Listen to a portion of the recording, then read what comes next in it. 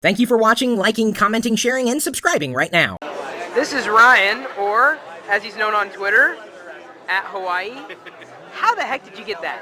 Just trying things out, jumping on them as soon as you hear about them. I'm Hawaii on Dig and Flickr and Delicious and all those other services. You have Hawaii on all of those? Yeah, I think the only one that I really wish that I got that I didn't was Yelp. But other than that, I'm Oh, that would have been killer.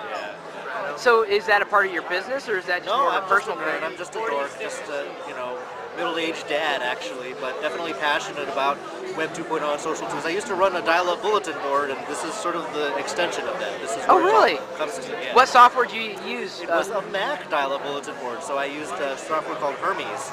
It was the only Mac bulletin board in Hawaii, so people were calling long distance actually. Oh, no way. Yeah. Wow. I wouldn't be surprised if we get a comment from someone who actually dialed into that. I would hope so. Those were the good old days. So yeah, you took me to task. It was probably it was a couple years ago, and I said 5 reasons why I would probably never move to Hawaii. But I couldn't have been completely wrong. I mean, I'm not much on the heat. But it's nice that you guys brought the rain for me today. Yes, we decided to give you wanted the unusual, the different experience. Well, gray skies and a little bit of rain. There's a nice change.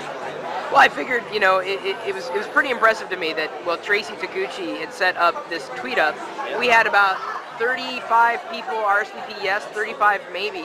Is that average, or? That's pretty big, but we have had some big ones. I mean, I put on a periodic event of over 100 people show up for that. We just had a conference with 120 people just from a Ning community grew to that size. We are an extremely social culture. I think that before Web 2.0 came out, these were things that we did naturally. So once we found these tools that made it even easier to connect, I think it exploded. I think that people are more open to meeting here than in a lot of other communities. We're not a San Francisco, we're not maybe a Singapore, but we're up there. Right? Well, you don't want to be though. No. You want to be Hawaii. Absolutely. A mix of cultures and backgrounds, and I think that in terms of the diversity you get here, it's almost second to none. Well, you've probably been doing it a heck of a lot longer than it's been a term, I'd assume. Like the world of tech and. Usenet was my former. I used to go to Usenet meetups, and then getting my first web page I think was '94. Yeah.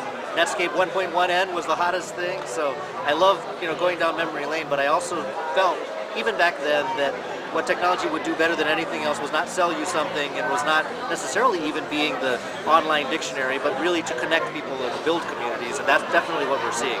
I love it. You've been in Hawaii all your life? Yeah, born and raised here, public school student, nothing remarkable. Not a Barack Obama, that's for sure. Oh, so yeah, what's the general feel of Barack then? Is he? Oh, we are very proud of him. I mean, I think any hometown with a person in the White House would be proud of him, but I think we're especially proud of what he represents, of course, for the country, for race relations, for diversity, for taking a big step forward, for embracing change. These are all things that I hope Hawaii represents as well, so we're happy.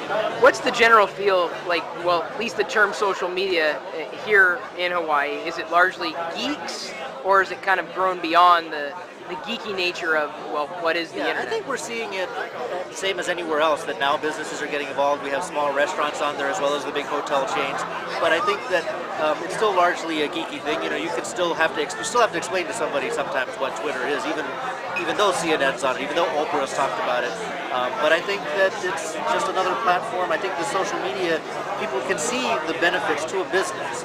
But I'm not one of those people. I'm more interested in the personal interactions. I hope that's what continues to be the most compelling part.